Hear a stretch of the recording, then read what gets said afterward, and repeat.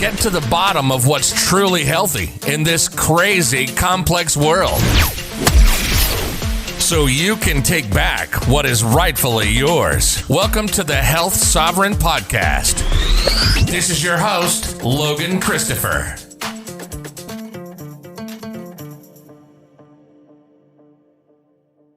Welcome. I'm Logan Christopher from Lost Empire Herbs and Legendary Strength, and just going to have a fun discussion with my friend, Peter Ragnar, today.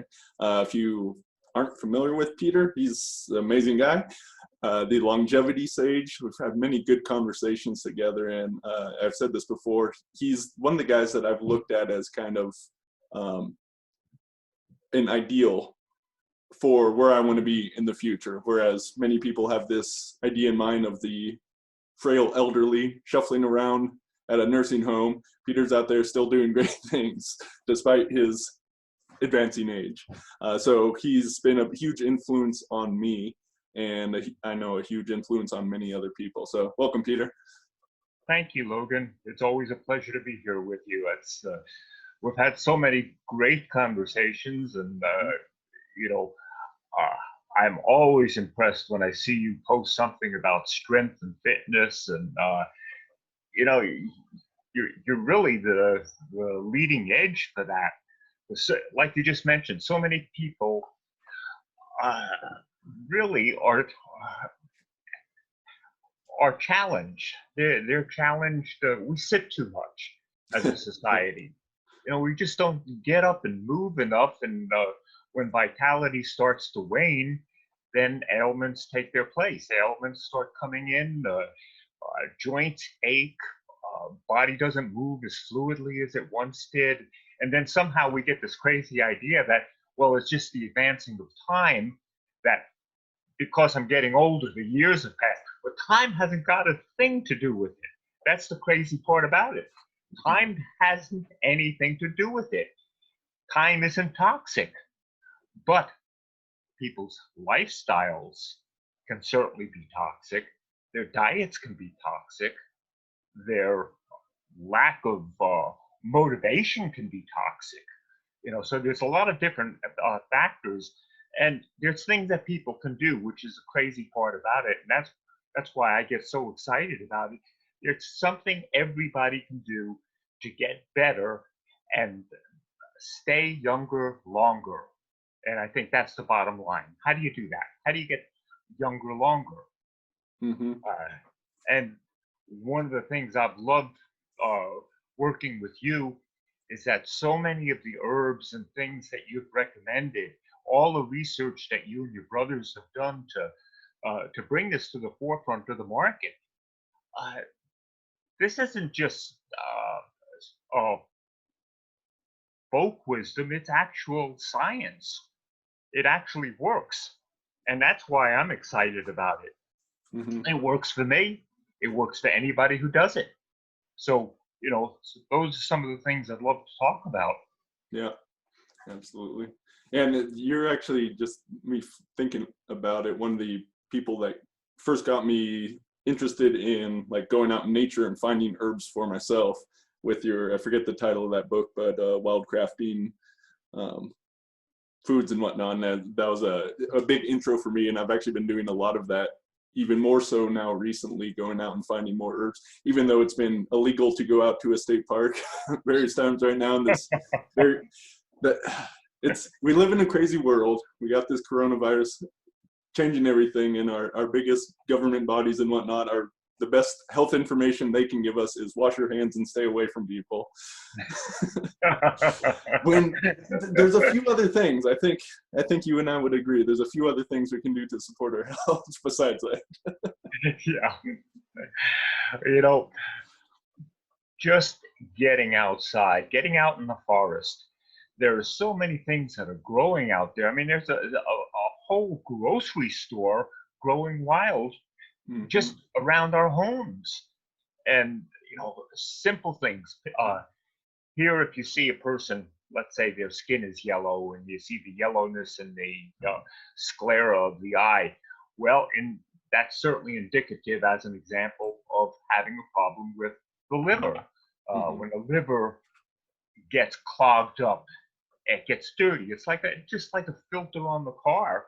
The car doesn't run well if your filters get clogged. When the liver gets clogged, then how do you get it cleaned out? Well, just right out on a person's front lawn, you can find dandelion as an example. Mm-hmm. Dandelion greens, they're fantastic. So nature has a remedy. It has a remedy for just about everything. And some of these remedies are so powerful, amazingly powerful. I was just discussing this with some people. One of the concerns that people have voiced to me has been and men with erectile dysfunction. In other words, they're not functioning sexually as they did when they were younger. Their testosterone levels have dropped, plummeted actually.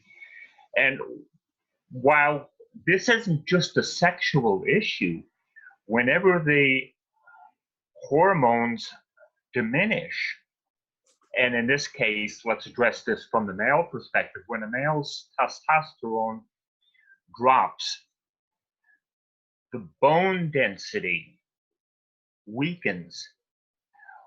Bones get fragile, brittle when that hormone diminishes, as well as other hormones involved.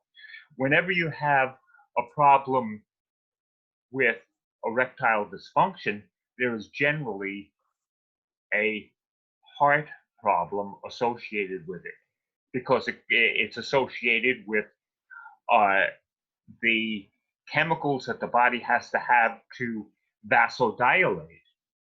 And that's, again, nature has a remedy. You go back to nature and you understand and study some of these things, and you realize that if we're doing what we can in harmony with nature, the body will heal. The body heals itself. It's self-generating, self-sustaining, self-repairing. You don't have to do a single thing for it to heal itself, except stop doing the things that stop it. Mm-hmm. It's so simple. Yeah. The body, the human body is amazing. It has this capacity, which we don't understand. We cannot replicate, despite all of our advanced technology of how to actually, it can heal itself. And as you're saying, it often is just something that is blocking that in the first place. And one of the things that I like to point out to people, because so many people focus just on the physical, whether that's nutrition or like a structural problem, the hormones themselves, but not recognizing the perspective of the mind and the emotions and how these play into it. And oftentimes that block, the thing that gets in the way, is just something there, that it can be some sort of emotional or mental problem that is stopping people from having things. And erectile dysfunction is a good example of that, because it'd be nice if it was a super simple thing, like the hormones are important, the blood flow, vasodilation is important, the nervous system's impacted there, and people with diabetes, they're often having it because of the impacts there. But then as soon as a man has a problem, then they're thinking about having that problem again, so the anxiety is this whole other layer on top of it. So oftentimes ED, it is a canary in the coal mine, and you may have to dig through a couple layers of stuff going on to really find, because why one person has ED and another person, they might be completely different reasons. Exactly. And you bring up a very good point there, Logan. When the mind is affected, in other words, when the thoughts are considered, there's a whole world right there. For instance, when a person is stressed out, and I think this is one of the reasons I've been getting those questions lately, because a lot of people stressed out over the current situation. Mm-hmm. Well, stress creates hormones that are, such as cortisol. When the cortisol levels go up, stress hormone cortisol, the anabolic hormones that build the body go down. Mm-hmm. They work opposite to each other. Insulin levels go up, and all sorts of other things start happening. And what I think people really need to grasp is that every single thought we have, every thought is an electrochemical event. It's chemistry and it's energy. So you have a thought, that thought is going to register its vibrational signature on all the cells of the body. And if that thought is a weakening thought, then the body weakens. And whichever part of the body is most susceptible to breaking, that part comes apart. That starts to come unglued. You know, I think of the body as a battery. And you have this battery, you've got, you know, a positive and a negative pole, which have to be in balance, just like with the hormones. You have catabolic and anabolic hormones. They have to be in harmony. Mm-hmm. Every thought that's out of harmony, every thought that's a distracting thought that takes you away from your body and mind, when it pulls you out of your own control, that damages the body, because it's mixing up different chemical cocktails that take us on a merry-go-round, on a crazy ride. Mm-hmm. And it's getting back to center. It's coming back to that 0 point, that place of equilibrium, that place of balance. I mean, just like if you want to get the correct reading of your weight, you set the scale on 0. You can't go left or right. You got to get right back into the center and drop all the other crap, and then take a good analysis of where you are. And the same thing with the thoughts. Not left, not right, just where are you? Let's begin from with a clean slate, and we build on that. Yep. If the government was really interested in health, they should be mandating meditation to help people get to 0, which is a clue that this is not so much about health. Yeah, it actually, you know, and you bring that up, that's fantastic, because the minute we settle down the mind, we settle our thoughts, we start to see things from a different perspective. And you can't if you're bounced around on the extremes. Mm-hmm. Got to get a centered view, and meditation does that. And that's one of the habits that I think everyone should make a note to practice every day. And it doesn't have to be esoteric or complicated. It can be as simple as sitting down and listening to your breath, or simply counting your breath from 1 to 10. Just count your breaths from 1 to 10 and focus on the number, focus on the breath. And immediately it calms the body down. When the body is calm, then it operates the way it's intended to operate. It's something I've been doing recently in my own meditation, is to tune into where I can feel my own heartbeat without like checking my pulse. Mm-hmm. It takes, I don't think most people can do this without some practice. So like starting with your pulse is a way to get into doing it, but then can you feel that your own heartbeat just while you're sitting there? It takes a deep inward focus, and it's extremely relaxing. So that's a fun one I've been playing with recently. That is an excellent, it's excellent, because this is what happens when people have meditated for a long time, or for a substantial amount of time. Eventually you get that quiet. Mm-hmm. And I'm glad you brought that up. There's also something else that takes place. There's an inner sound. It's as if you're listening to nerve energy. And in the very quietest of moments, when thought is suspended, there's an energy field, and it's just think of it as a battery that has been recharged. Think of the physical body as being a battery, and every time we get really, really quiet, that battery starts to recharge itself. And so that quieting process we call meditation, and the meditation changes the physical flesh. It rejuvenates the flesh because it brings more energy to all the cells of the body. Mm-hmm. And therefore, we stay younger longer. Mm-hmm. And going back to what we were talking about earlier, going out to nature, I find that can be meditation doesn't necessarily mean just sitting there, right? There's different forms of moving meditation, even a walk in nature, and it provides so many benefits. I think most people know that nature provides benefits, but haven't necessarily looked at all the science behind it, the cascading effects across the immune system, across the hormone system, just everything that happens from.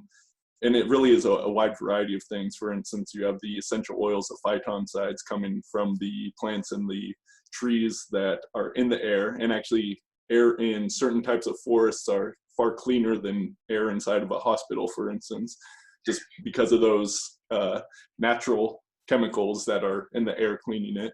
Then you can be out there barefoot on the ground. So you're getting this electrical connection to the earth, which then provides a bunch of benefits, lowering inflammation, regulating your circadian rhythm, so helping with sleep.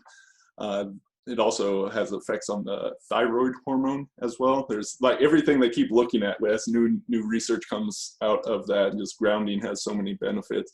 Then there's also the sensory stimuli, just the sight of the fractal patterns of nature, the leaves in the tree, the rustling of the wind in the air, the various animals around, or insects, lots of insects out there.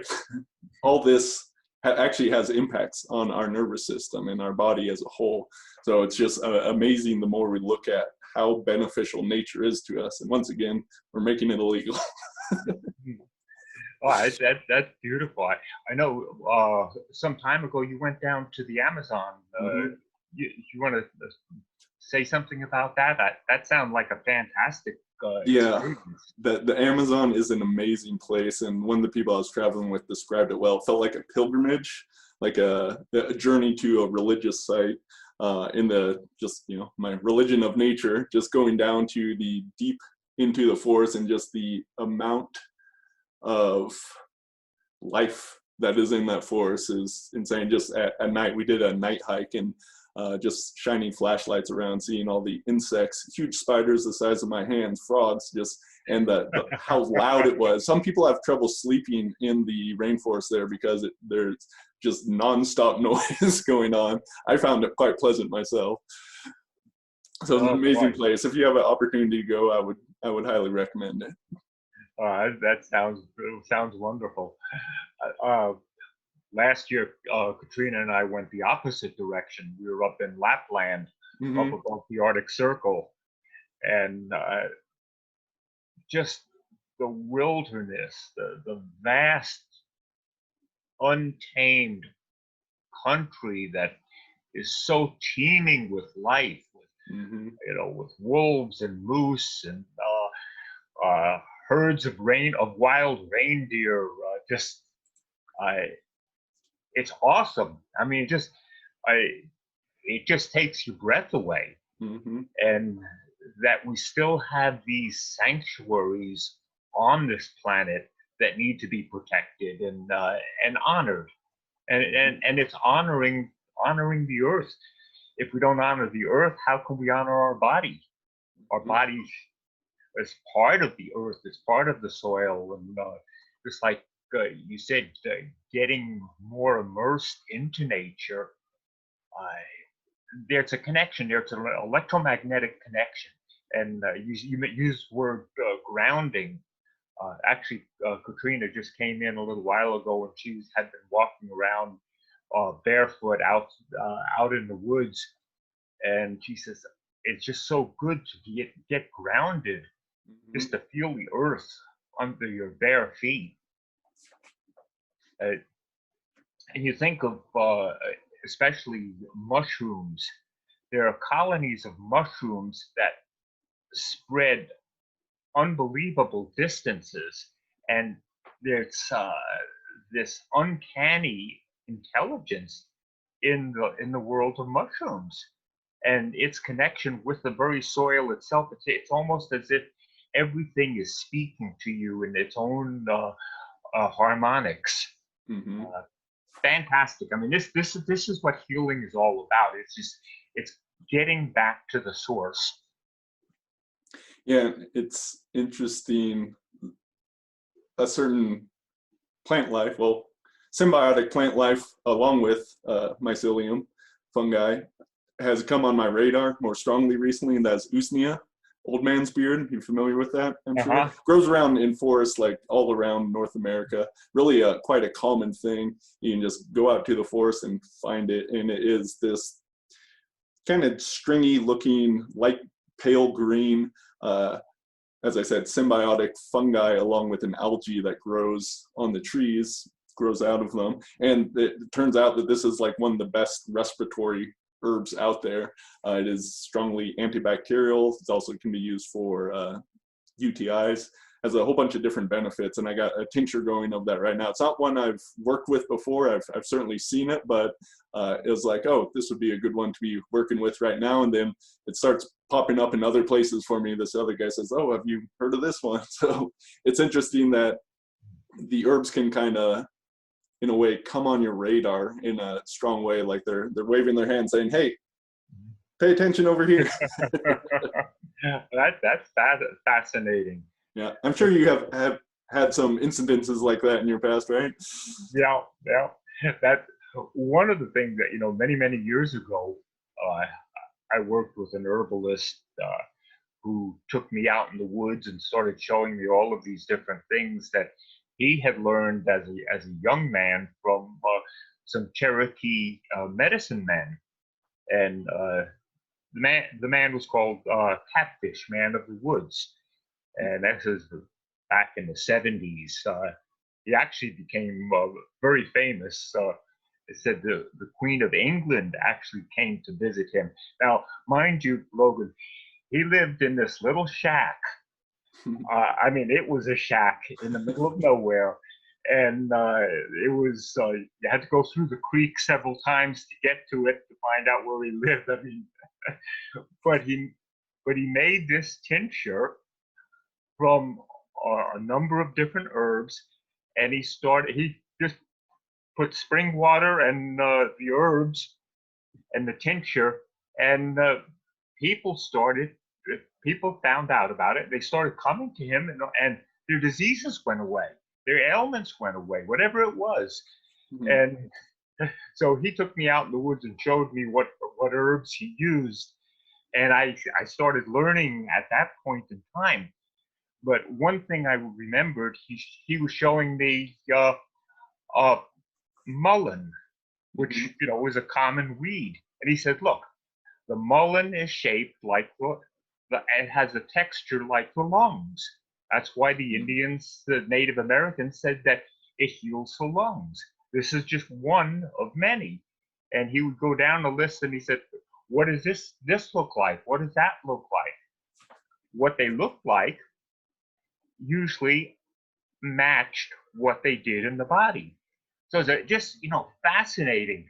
And this thing, especially with the mushrooms now, and I noticed that you probably have a hard time keeping in stock with some of these mushrooms because they're the most amazing healing agents.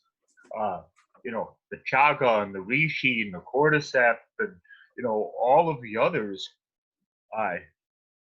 It's just fascinating because we have it all right before us. And I don't think we need anything else but just making that return. It's not some modern chemistry. It's what's already before us. Mm-hmm. Absolutely. Yeah, it's something I was just writing about the other day is the idea of plant blindness. Us modern men and women, we go out to nature, all we see is a wall of green. Right? It's because we don't have this relationship to the ecology. So yeah, it's great that we have access to these mushrooms and herbs from across the world.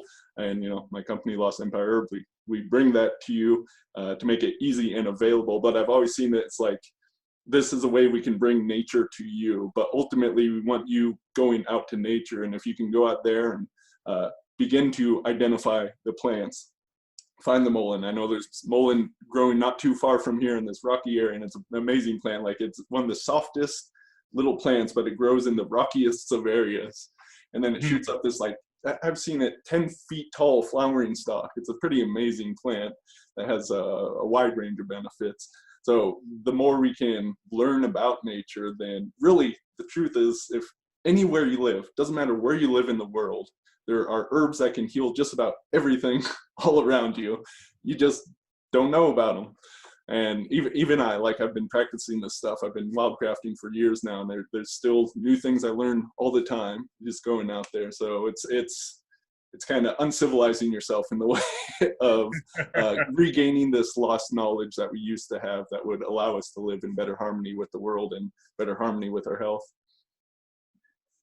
Oh, it is. I mean, that is, and I think that's what the current conditions are bringing an awareness to, is that, wait a minute, we've gotten away from this. Let's make a return. It's making the return to the garden, and the earth is calling us. And it's, we've been given by circumstances this time period, and the earth is just relishing it.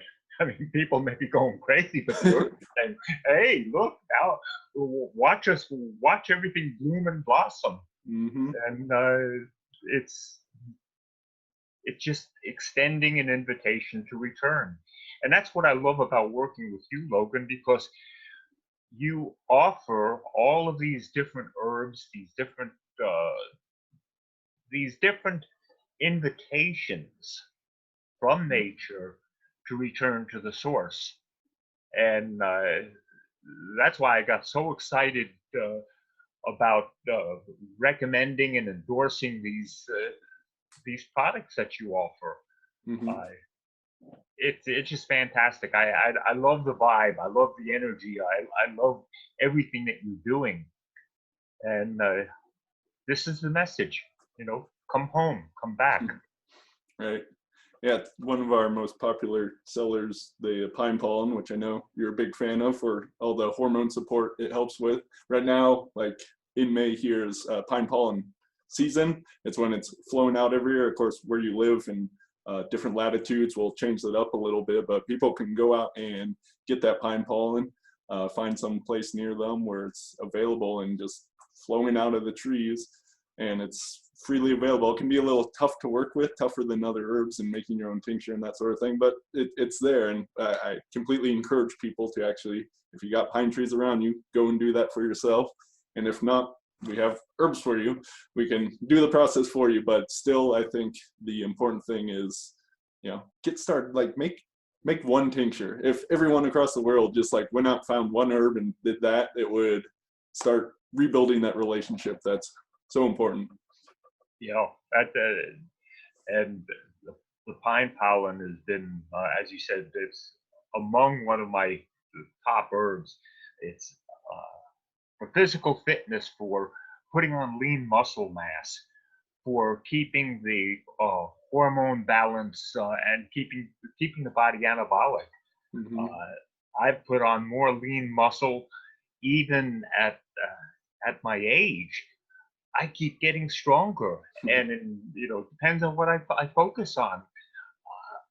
I'm just so doggone excited about it. I'm excited about every single day when I get up. I feel fantastic. And I said, holy cow. I said, this is absolutely the way to live life. It's a life of harmony, and it's restoring harmony and restoring our connection with Earth. And this is great. We have a friendship together. We have a friendship with the Earth. We have a friendship with the herbs, and we invite other people to join us. I'll have to send you a bottle of, we have only a limited run of this, so it's going out to VIPs, and I expect it to sell out fast, but a tincture I made of our Tongkat Ali. And I really like it because I feel our Tongkat Ali powder, it's amazing herb. It's actually too strong for me. Like, like it would be, it actually gave me a little bit of headache, like it's too fiery, but with the tincture, I can take a much smaller dose. So I can like get the benefits without the side effects from it. So yeah, amazing stuff. I think you'll really like it. And it has, I consider pine pollen and the Tongkat Ali like the top two herbs for hormone support like that. And that, you know, again, as I mentioned when we started talking here today, several men have asked me about erectile dysfunction and things like that. There's no better herb than Tongkat Ali and pine pollen for that. They're off the charts. Yeah, and you don't need to necessarily be having problems to get benefits from them either, if you know what I mean. Exactly. And I'm glad you brought that out because, you know, if you want that extra edge athletically, you know, it's there. It's yeah, that's an interesting thing because me and my brothers, we really got into the herbs and we started this business based around the idea of like these herbs that can help support athletic performance. But it turns out anything that really helps with athletic performance also helps with sexual performance. So the market called us a bit more in that direction, and we're fine to provide for it. Yeah, and that's the thing when it's the bone health, hormonal health, heart health, everything is affected. It's not just one thing. You know,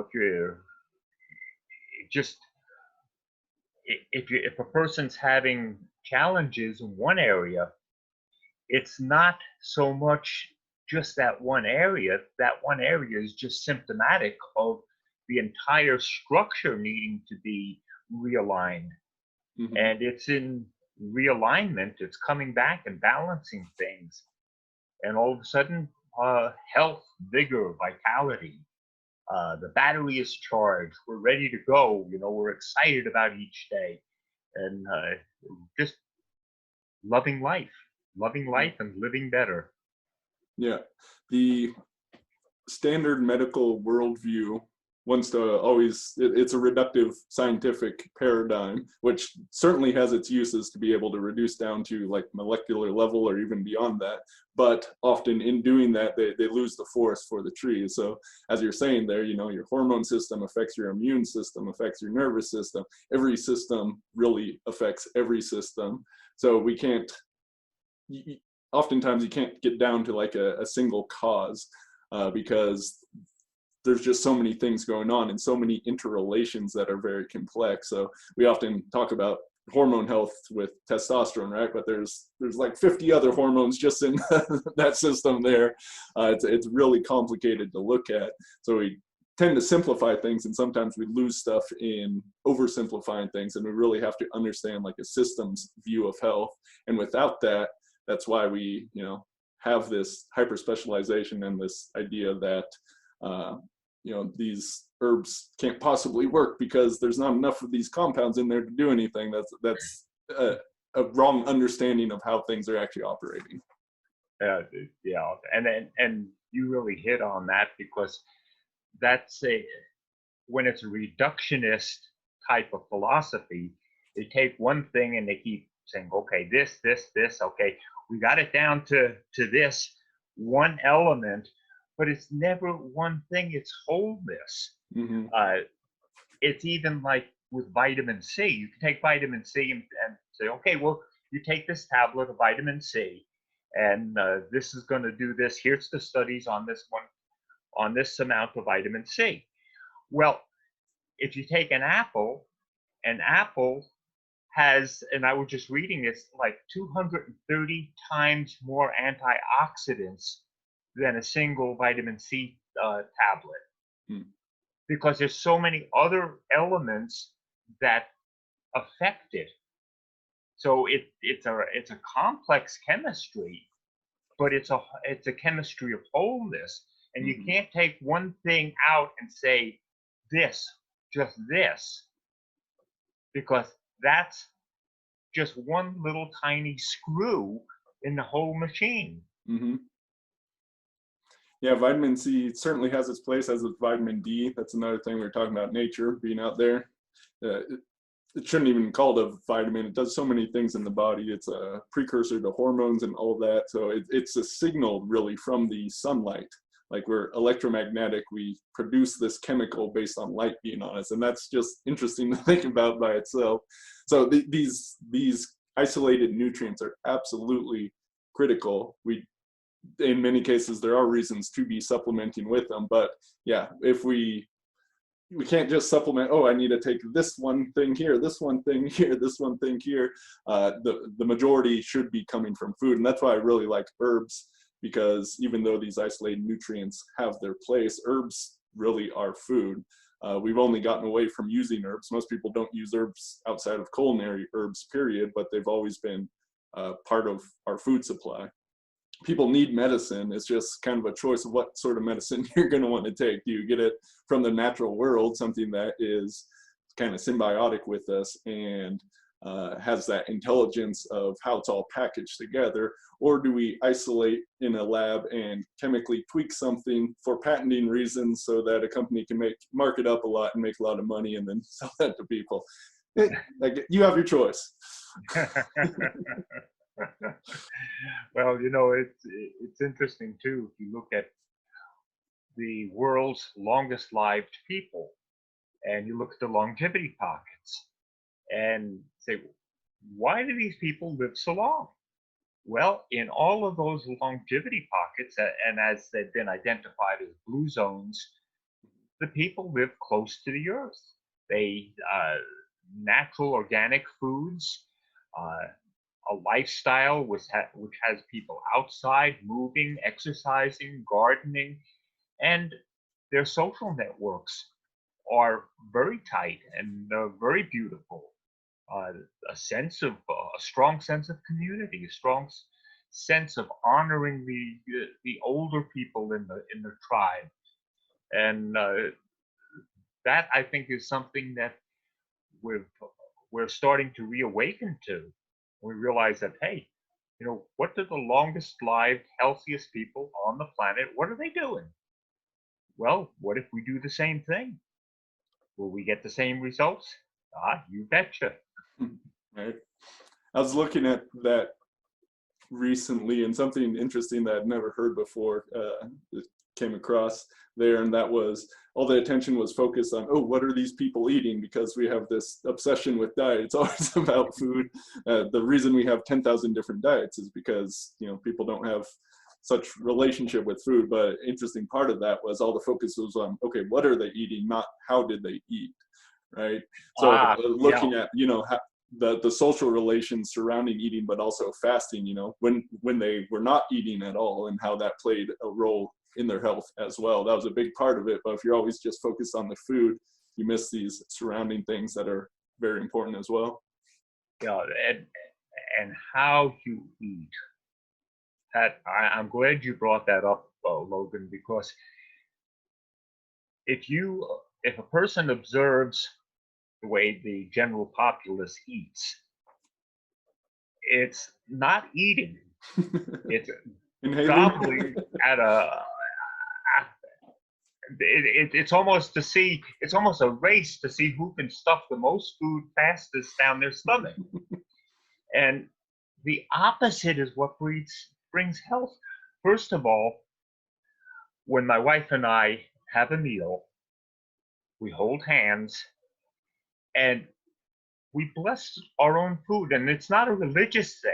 Mm-hmm. It doesn't have to be, has nothing to do with religion. It has to do with bringing up this sense of appreciation. I am so thankful for the quality food that I have.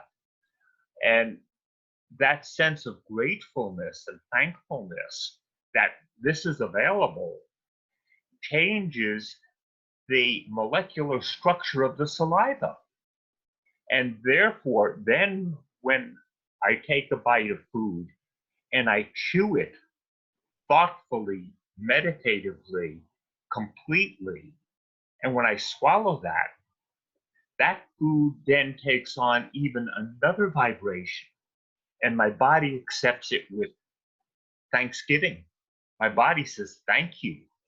And it accepts it, and the cells accept it. And therefore, the whole body responds. I'm not just shoveling stuff down my throat. I'm doing this, it's an act of reverence. Mhm.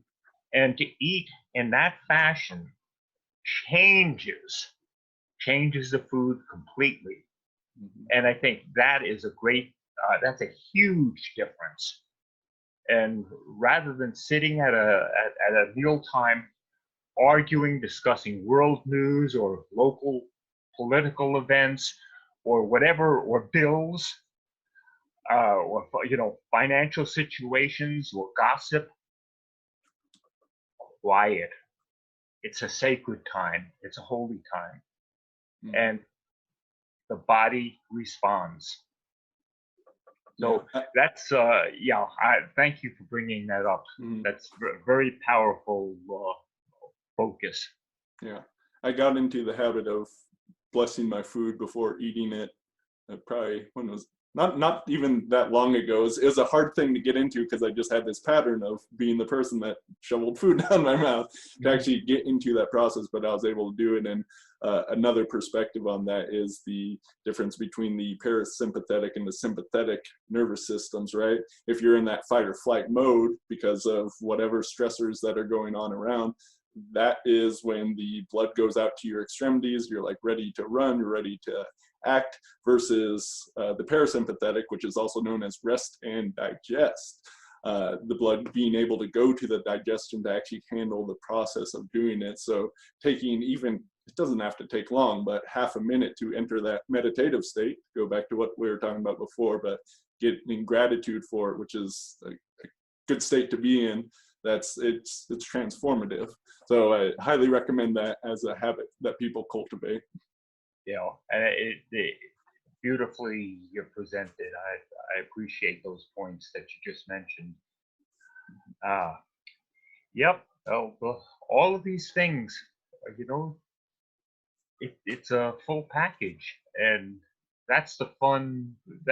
That's what's so much fun working with you and endorsing what you do. I love this. This is it's just the way we live. Mm-hmm.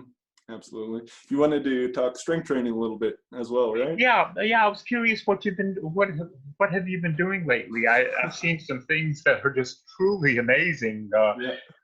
That's Yeah, my training is definitely unconventional. A few of my big goals right now, I'm working on the barbell bent press. And for people listening, that's the bent, B-E-N-T, not bench press. This is a real old time lift, popular about 100 years ago, actually longer than 100 years ago, that involves kind of screwing your body around lower to the ground as you're lifting a weight. So it's a way to get a very large weight overhead with one arm. My current record is 165 pounds, and I'm aiming for 185 pounds, which is equal to my body weight. woo! I saw the video on that, and I said, "Holy cow!" Yeah, I'm having fun with it. What I don't think a lot of people may realize is that forget the weight, just forget the weight. It's balancing the bar alone. And let alone then when you put a few plates on there, and how much did you do? 165 pounds so far. That's unreal. Yeah. That's wild. Yeah. It takes the phrase that comes to me is joint integrity. So the shoulder as you're moving your body around and then being able to support that weight while you're bent over, then coming to an upright position. It's really a full body movement, but it's focused on the shoulder, and it's pretty amazing for that. So I've been working on that for a few months now, and it's been a lot of fun. Well, yeah, I've seen so many things that you've done over the years that are just truly impressive, and these are I have to say, these are things that you see some great big guys with 20-inch arms can't do. No, they wouldn't have the flexibility or the mobility to pull that off. Yeah. Well, the mobility aspect of it is something else, but just from the strength perspective. Mm-hmm. Those are awesome lifts. Yeah. And which just illustrates how the neurological strength that you possess is so uncanny. I applaud that. That's amazing. Yeah, that's always been my goal. I've never been trying to be a big guy, and if you look at me, I'm certainly not. I look fit, but I don't look like I can do the things I can do, and that's by design. I like it that way. Well, it's a different way of training, and of course, our good friend Bud Jeffries and his dear son Noah, the late Noah Jeffries, didn't have great big 20-inch arms, but there was a neurological strength that was displayed that is just it's weird. The degree of strength that you can develop. Yeah. But I love what you've been doing. You've got the diet, you've got the herbs, you've got the focus, and Well, there's actually a really good parallel here when we're talking about strength to what we were talking about before with like medicine and diet, right? So in the conventional fitness is like bodybuilding is, let's isolate a single muscle and let's build this up without really looking at the whole picture. That's very similar ways. It's kind of the same mindset that goes into these things versus a lot of the people like Bud, like yourself, like me, where we're focused on a more holistic look at fitness and strength. It's not about, we need to run on the treadmill in order to get our cardio and then lift weights, isolating the muscles to do it. We bring it together in different ways that does seem unconventional, but that's just because the conventional way is kind of steered far down this reductionist path. Yeah, that's I was thinking the same thing the other day when I was doing a farmer's walk, and I have these thick handle dumbbells, and they're dropping out of my hand, and I'm picking them back up, and I'm walking till I have to drop them again, and I'm thinking there wasn't a single part in my body that wasn't being worked from the toes to the tips of my fingers, and I wasn't saying, well, let me see if I could do some concentration curls. I just want to hold these. Yep. Carrying exercises are underrated as a whole. Just being able to move something heavy from one place to another. It's one of the simplest things you can do, but also one of the best, because that's really applicable strength and fitness for everyday life, because we have to move things once in a while. Yeah. Well, and that was some of the conversations that have popped up, especially since the gyms are closed. And people say, well, what can I do? Well, there's numerous body weight exercises that you can start with push-ups and free squats and sit-ups, and everybody knows how to do those. And one of the things that I did was I took a thick rope and I hung it from the rafter in my garage so I could do rope pull-ups. And so I wasn't missing anything there. And then I go walking around my property doing lunges, carrying with a weight vest and dumbbells. And I'll tell you, your breathing. I used to run years ago. I was a very avid endurance athlete at one point in my life. And my resting pulse is right where it was when I was running. Yeah. And I haven't been running. But you do certain things. There's so many things that people can do to get their cardiovascular system in tip-top shape without necessarily having to run on a treadmill. Any of these exercises. Yeah. I've been doing kettlebell juggling, getting back to that lately. And that is taking of a kettlebell. It's usually just one kettlebell. It's not normal juggling, but instead the flipping, spinning, catching it around the body in a variety of ways. And I've been working on some like heavy double flips, and I pulled off my first triple flip with the kettlebell. Oh, wow. Wow. Bud told me about that years ago. He said, you ought to see Logan doing kettlebell, working with the kettlebells, juggling them. And I said, now wait a minute. Pass that by me again, Bud. What did you say? He's juggling kettlebells. And I said, okay. Yeah, it's a whole lot of fun. You're the only person I know that.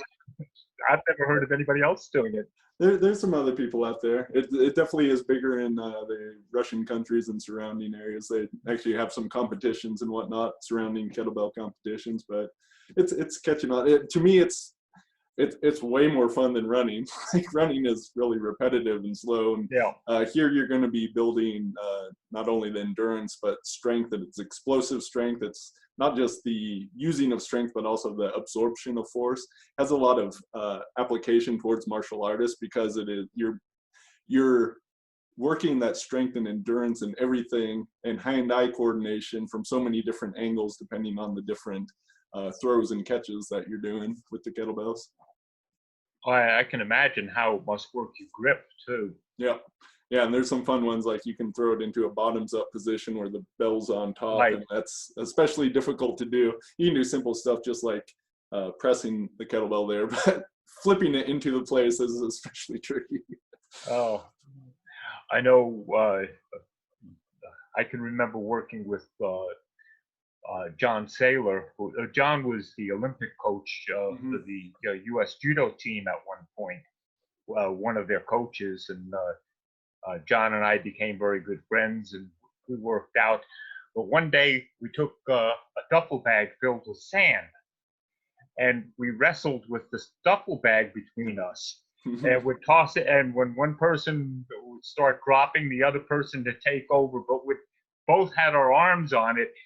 And he had flown in from Colorado and spent the weekend with me, or 3 days with me. And so I'm taking him to the airport. And John says to me, he said, isn't that the airport over there to your left? And I'm looking at him, and I said, yes, John, I can't turn my head. I was so sore from just using a sandbag. I mean, I couldn't even turn my head. I was just, but yeah, it works every single part of your body. You start doing stuff like that. Yeah, that's, once again, people tend to, the average person out there tend to focus on just like a few things, but really, if you want health and longevity and like pain-free movement, the more diversity of different types of movement you're capable of doing, the better off you're going to be. Like, yes, strength is important, mobility and flexibility, and really this is applied across as many different types of movements you can do. If you expand your movement library, if you will, then you're going to be able to move well, because what do? We see people stop moving, then they become not able to move. So expand your movement and you'll be able to move well. Oh, you make a real good case for functional strength training. That's fabulous. Well, I hope people that enjoy our chat together will start to implement some of these things. I mean, look at all of the different things we talked about. Getting back to nature, getting back to basic foods, getting back to the herbs, moving our body, being grateful for eating, and getting impressed by my friend Logan. Yeah, we covered a good range of topics here, and it really is all important, and it all fits together well. Like, this is our life. This is the stuff we do, right, on a regular basis. It's not this, oh, I gotta look at this one thing, then this one thing. It's really does all blend together well. Yeah, I think that's important too. Well, I really appreciate your sharing this with me and allowing me to be with you. Absolutely, Peter. It's been great. For people that may want to follow up or see some more, where should they go to find you? Just Peter Ragnar on Facebook, or Peter Ragnar on longevitysage.com. They can email me at on Gmail, Peter Ragnar, and or go on Amazon. They can find my books on Amazon. Some of them I've discontinued a lot of things, but Amazon insists on carrying or has a source for them. That's the last thing I did was a book called Finding Heart, and it's on Amazon Kindle, and it's free. You know, if you have Amazon or Kindle Unlimited, but you know, it's coming back to yourself, coming back to the core of the real meaning of life, finding heart, living from heart. Absolutely. And I'm Logan Christopher. You can find me at legendarystrength.com for everything strength and fitness related, and Lost Empire Herbs for a lot on herbs, health and nature. All that stuff's over there. Okay, Peter, it's been great talking to you.